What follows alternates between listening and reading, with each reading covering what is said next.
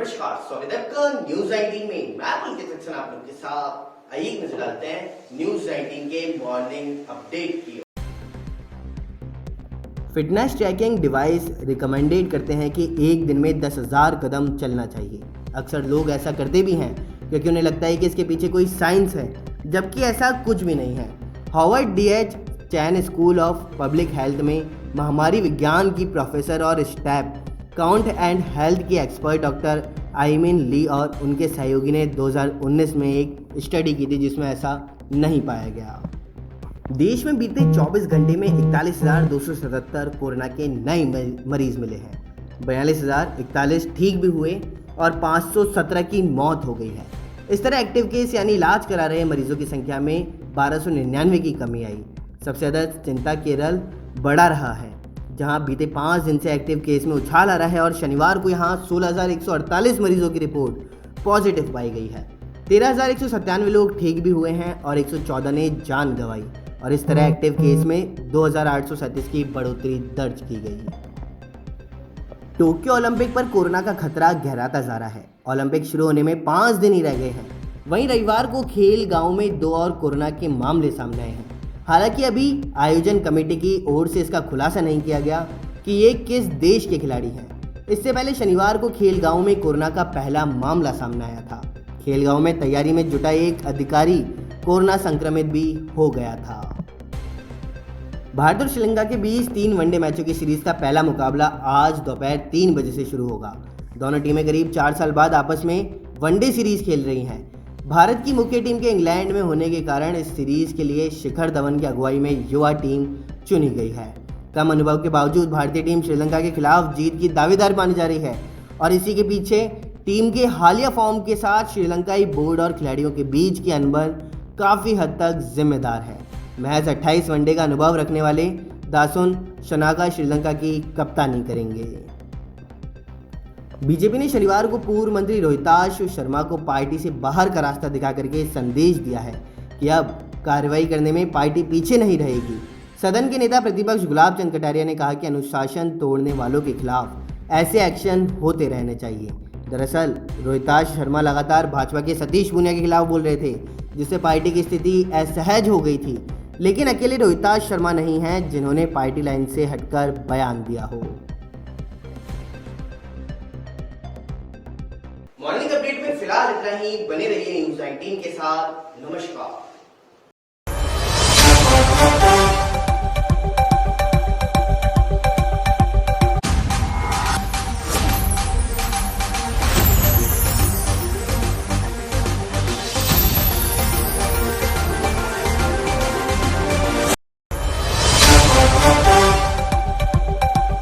UP चुनाव को लेकर के बड़ी खबर सामने आ रही है, जिसमें यूपी चुनाव को लेकर के संघ की बैठक आज है। लखनऊ में होगी संघ की समन्वय बैठक और संघ और सरकार के बीच तालमेल पर वार्ता की जाएगी। सीएम योगी आदित्यनाथ, उप मुख्यमंत्री केशव मौर्य, उप मुख्यमंत्री दिनेश शर्मा भी इसमें मौजूद रहेंगे।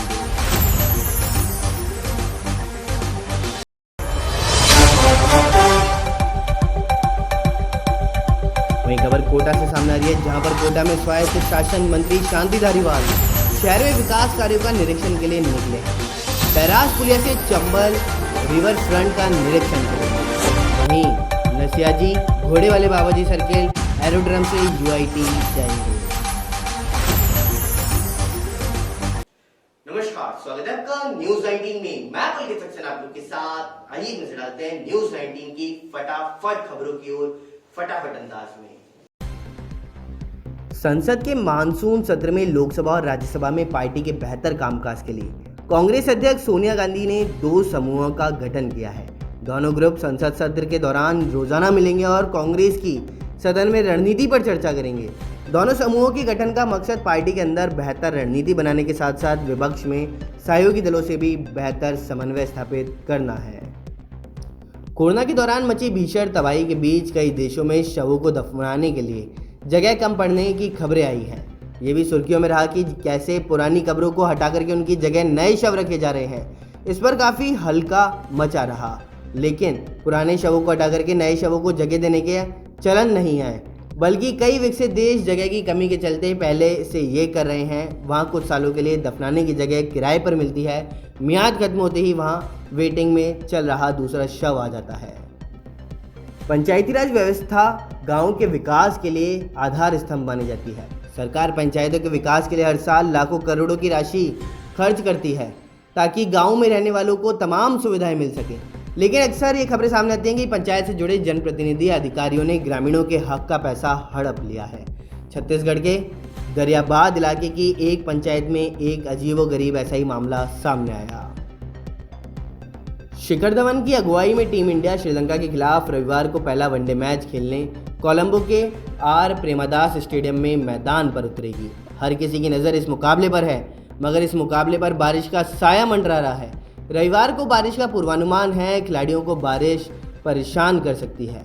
नमी की उम्मीद से काफ़ी ज़्यादा होगी, जो खिलाड़ियों के लिए अतिरिक्त चुनौती होगी।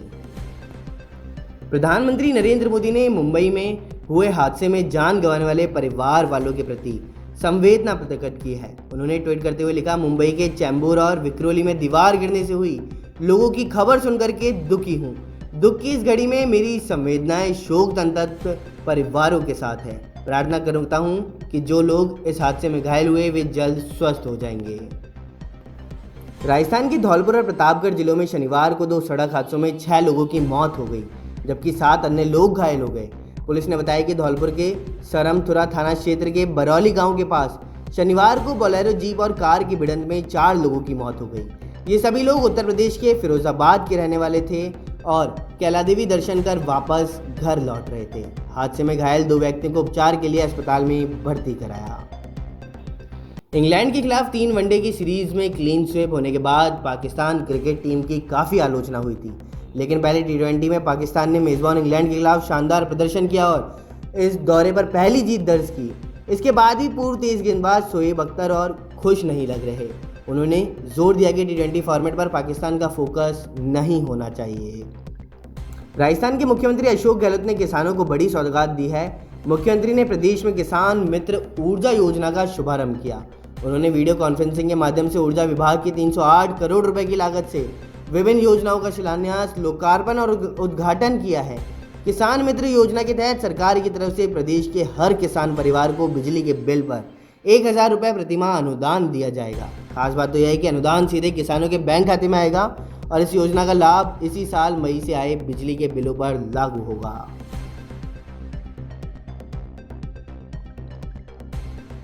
फटाफट खबरों में फिलहाल इतना ही। बने रहिए न्यूज 19 के साथ। नमस्कार, स्वागत है आपका न्यूज 19 में। मैं पुलकित सक्सेना आप लोग के साथ। आइए नजर डालते हैं हरियाणा की तमाम बड़ी खबरों की ओर। हरियाणा के फतेहाबाद जिले में रविवार की सुबह एक लड़की ने प्रेमी के लिए जान देने की कोशिश की। लड़की ने ब्लेड से खुद का ही गला काट लिया।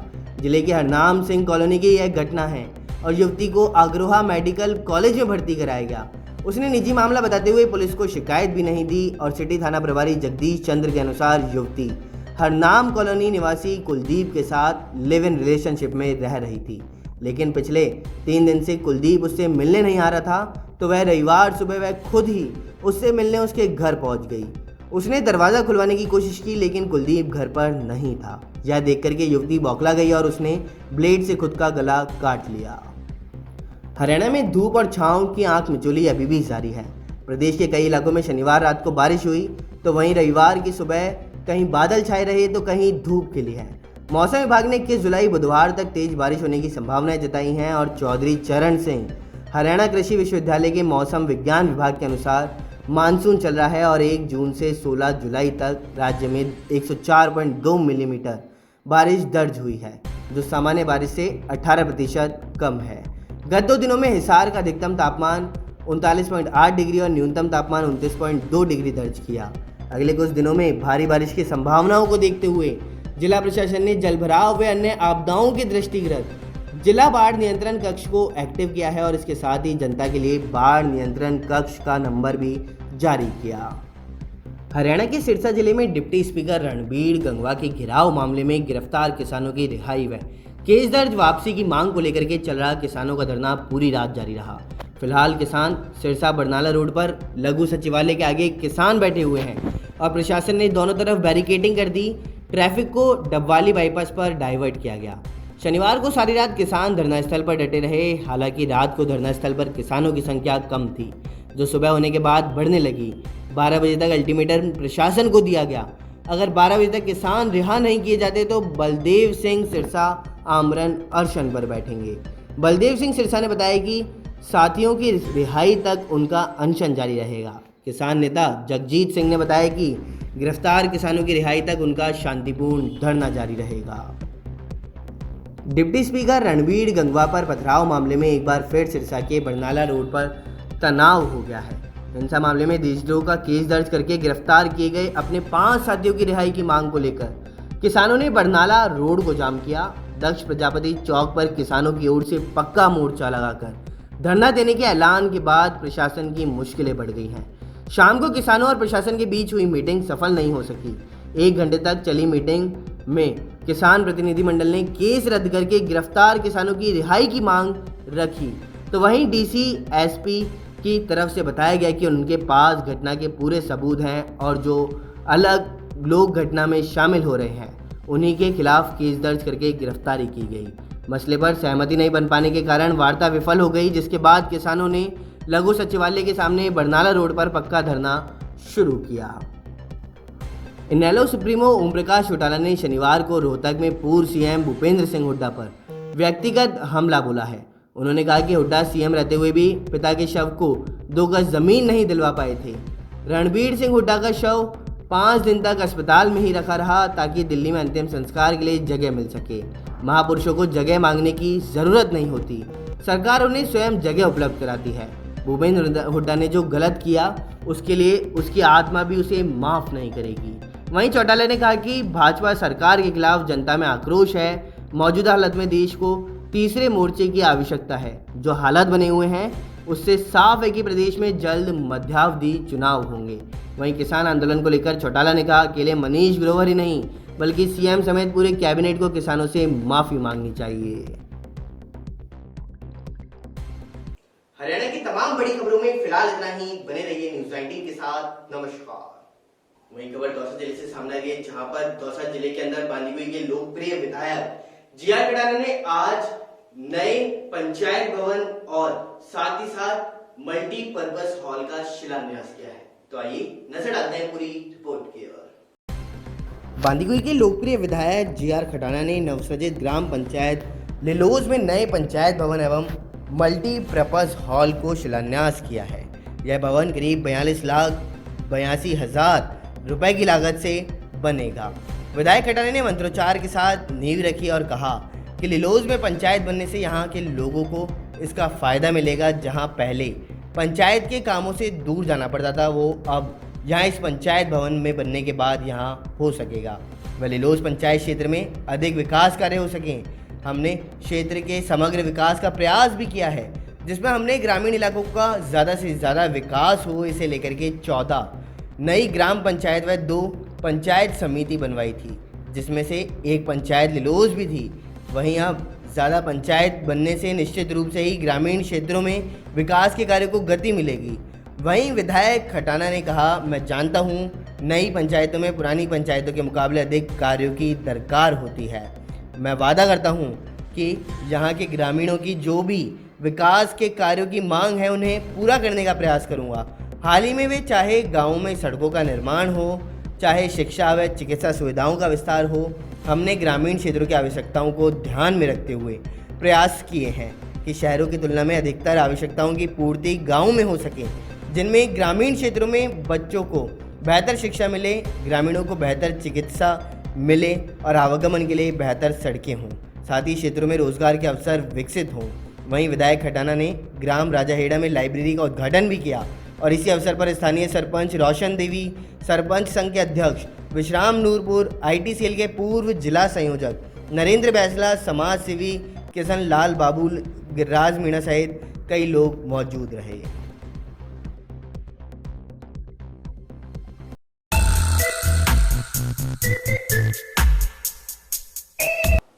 नमस्कार, स्वागत है आपका न्यूज़ 18 में। मैं पुलकित सक्सेना आप लोग के साथ। आइए नजर डालते हैं अखबार की सुर्खियां मेरे साथ।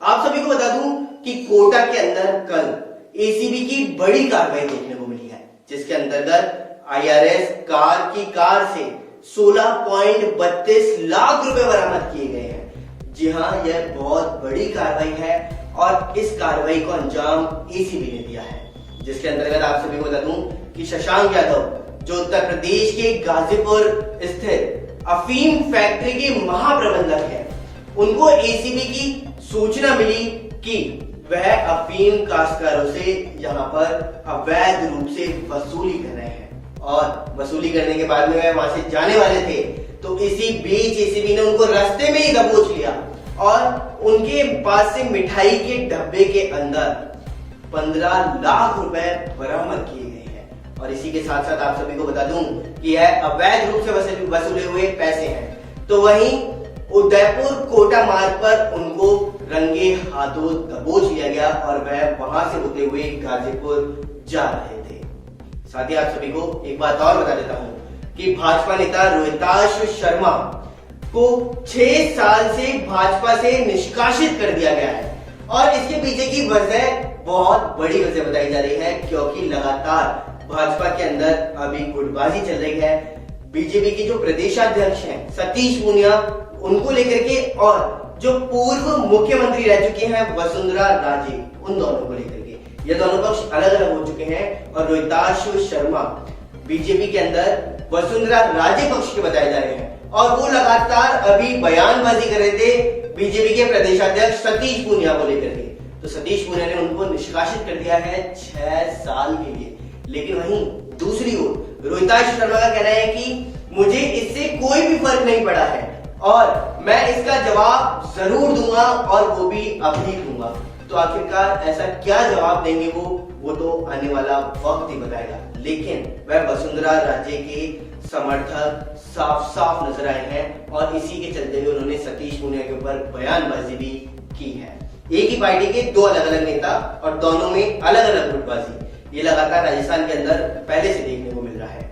वहीं साथ ही साथ आप सभी को एक बात और बता देता हूं कि कोरोना के बाद में अब जब केस कम होते हुए नजर आ रहे हैं तो निजी स्कूलों के चलते हुए अब अभिभावक और स्कूल एक बार फिर से आमने सामने हो गए हैं, क्योंकि स्कूलों ने अब जब कोरोना काल के समय सरकार ने कुछ प्रतिशत तक फीस में कटौती की थी प्राइवेट स्कूलों को लेकर के, तो वहीं अब दोबारा से ये फीस बढ़ रही है और इसी को लेकर के अभिभावक विरोध कर रहे हैं। वहीं आप सभी को बता दूं कि राजस्थान की राजधानी जयपुर के अंदर वैशाली नगर में कई ऐसी चीजें देखने को मिली है जहां पर अभिभावक स्कूलों का घेराव करते हुए नजर आए हैं, जिसके अंतर्गत आप सभी को बता दूं कि लगभग 20,000 रुपए तक फीस बढ़ाने की संभावना है और इसी के चलते हुए अभिभावक गुस्सा होते हुए नजर आए और वहीं प्रदर्शन करते हुए नजर आए हैं। लेकिन इसी बीच आप सभी को एक बात और बता दूं कि स्कूलों का कहना क्या है जिसको लेकर के उन्होंने फीस बढ़ाई है। स्कूलों का कहना है कि जब यह कोरोना काल चल रहा है तो इस कोरोना काल के दौरान हमने ऑनलाइन सेटअप लिया और इसी के चलते हुए हमने ऑनलाइन सेटअप पे जो खर्चा किया है उसको देखते हुए हम फीसों में वृद्धि कर रहे हैं। लेकिन अगर हम वहीं दूसरी ओर अनुमान लगाएं तो स्कूलों की फीस जब दे दी गई थी कुछ प्रतिशत तक कम करके, तो टीचर्स को फीस कम दी गई है और इसी के चलते हुए स्कूलों का खर्चा आखिरकार क्या हुआ होगा जो वह फीस अब बढ़ोतरी की मांग कर रहे हैं। साथ ही आप सभी को एक बात और बता दूं कि राजस्थान के अंदर कोरोना के आंकड़े अब गिरते हुए नजर आ रहे हैं, लेकिन वहीं राजस्थान की राजधानी जयपुर, इसमें उतार चढ़ाव लगातार जारी है। अगर हम पिछले 24 घंटे की बात करें तो पिछले 24 घंटे में राजस्थान के अंदर 42 कोरोना के नए मामले सामने आए हैं। वहीं 2 लोगों की मौत भी राजस्थान के अंदर कोरोना की वजह से पिछले 24 घंटे में हुई है। तो वहीं 12 कोरोना के नए केस राजस्थान की राजधानी जयपुर के अंदर सामने आते हुए नजर आए हैं। तो इसी के साथ अखबार की सुर्खियों के अंदर तो फिलहाल इतना ही। बने रहिए न्यूज़ 19 के साथ। नमस्कार।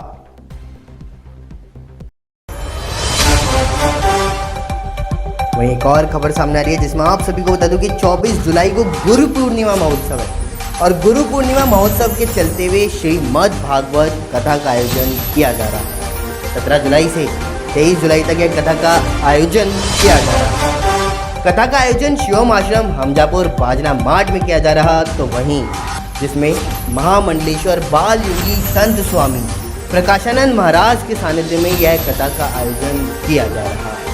साथ ही कथा का श्रवणपान साध्वी अनुपिताम्बरा गिरी के मुखारबिंद से किया जा रहा है। चलिए अब एक रुक कर लेते हैं अगली खबर की ओर, जिसमें आप सभी को बता दूं कि शिवोहम आश्रम के अंदर श्रीमद् भागवत कथा महायज्ञ का शुभारंभ किया गया है। तो आइए एक नजर डालते हैं पूरी रिपोर्ट की ओर। गुरु पूर्णिमा के उपलक्ष्य में शिवम आश्रम हमजापुर बाजना मठ मथुरा में श्रीमद् भागवत महापुराण व रुद्र महायज्ञ का आज शुभारंभ हुआ है। कलश यात्रा निकाल करके इसका शुभारंभ किया गया। भगवा ध्वज की स्थापना भी की गई। समस्त श्रद्धालुओं को श्रीमद् भागवत महापुराण का आज महत्व बताते हुए आचार्य स्वामी माधवानंद महाराज भागवत के महत्व को जन जन तक पहुंचाने का प्रयास किया। महामंडलेश्वर बाल योगी संत स्वामी प्रकाशानंद जी ने कहा कि कोरोना महामारी के कारण यह देश क्षतिग्रस्त हो चुका है। श्रीमद् भागवत महापुराण रुद्र महायज्ञ द्वारा कोरोना जैसी महामारी का विनाश किया जा सकता है। समस्त श्रद्धालुओं को संबोधित करते हुए महामंडलेश्वर ने कृष्ण भक्ति व गुरु प्रेम के लिए सभी को प्रोत्साहन किया। गौरख पीठ गोरखपुरा से पधारे डॉक्टर सुखदेवानंद महाराज का आज कथा कार्यक्रम में भव्य स्वागत करते हुए समस्त ग्रामवासियों ने आभार व्यक्त किया। बड़ा ही सौभाग्य का विषय है। आज हमजदपुर गांव में भागीरथी गंगा का पदार्पण हुआ है और इसी भागवती गंगा के मध्य पूज्य स्वामी श्री जी का पदार्पण हुआ। और हमारे शास्त्र कहते संत मिलन और हरि कथा तुलसी दुर्लभ दुई। तुलसी बाबा ने दो ही चीज दुर्लभ बताई हैं, संतों का मिलन और हरि की कथा। तो हरि की कथा भी यहाँ श्रवण करने को हमें मिली और संतों का पदार्पण भी यहाँ हुआ। पूज्य स्वामी श्री बाल योगी प्रकाशानंद गुरु जी महाराज के पावन सानिध्य में चल रही श्रीमद् भागवत महापुराण की कथा अंतर्गत पूज्य स्वामी जी का पदार्पण हुआ।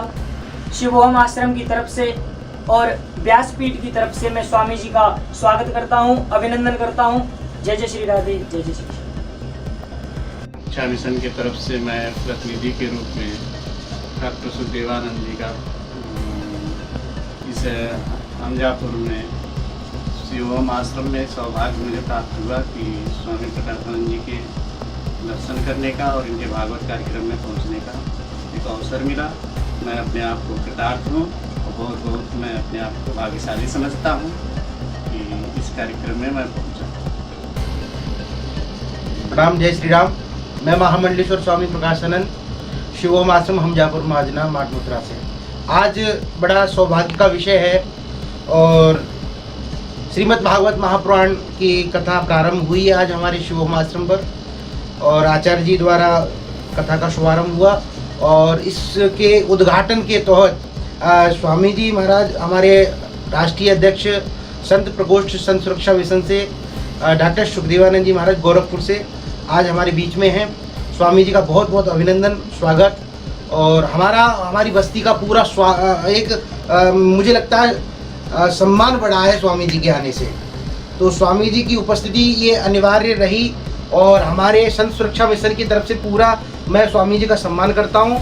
और व्यास जी महाराज का भी अभी आगमन होने वाला है और अनेकों मंत्री, अनेकों मुझे लगता है हमारे हिंदू युवा क्रांति के संत सुरक्षा मिशन के संत समाज हमारा वृंदावन से भी कल या परसों भी हमारे यहाँ कार्यक्रम में पदार्पण होगा।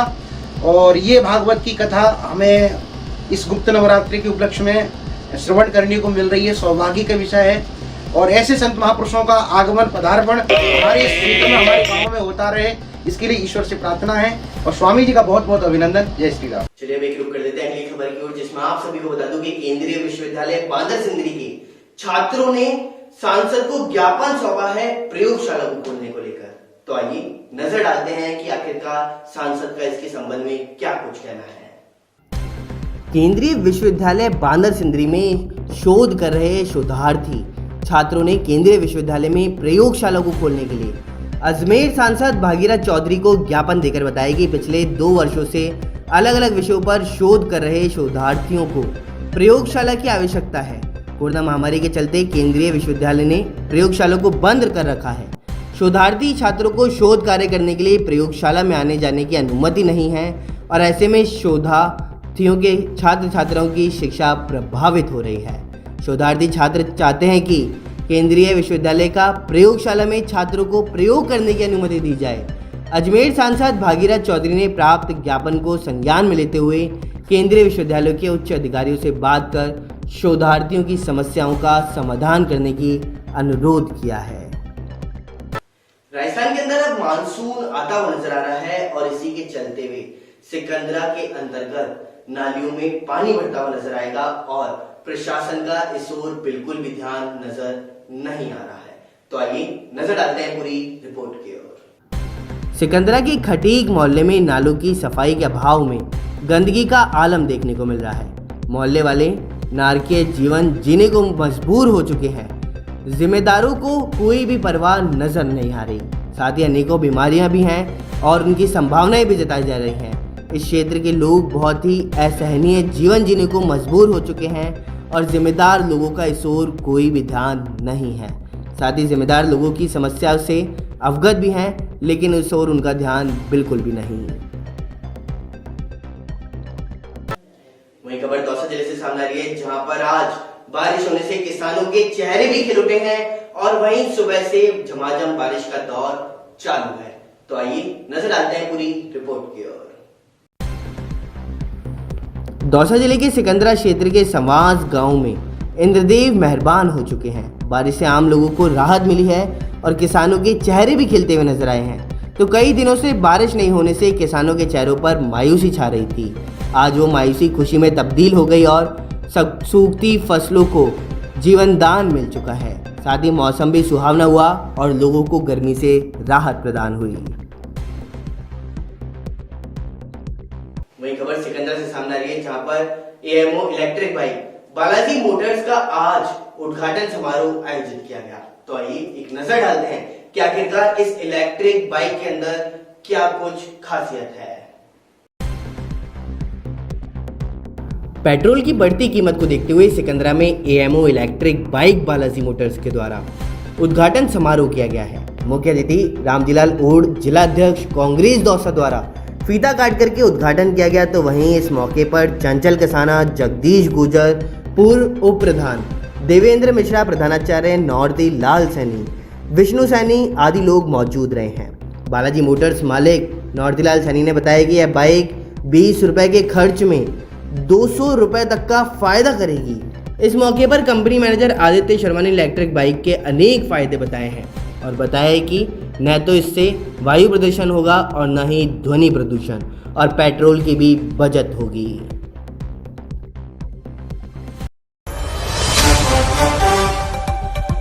राजस्थान के बेरोजगारों की प्रियंका गांधी से मुलाकात हुई है।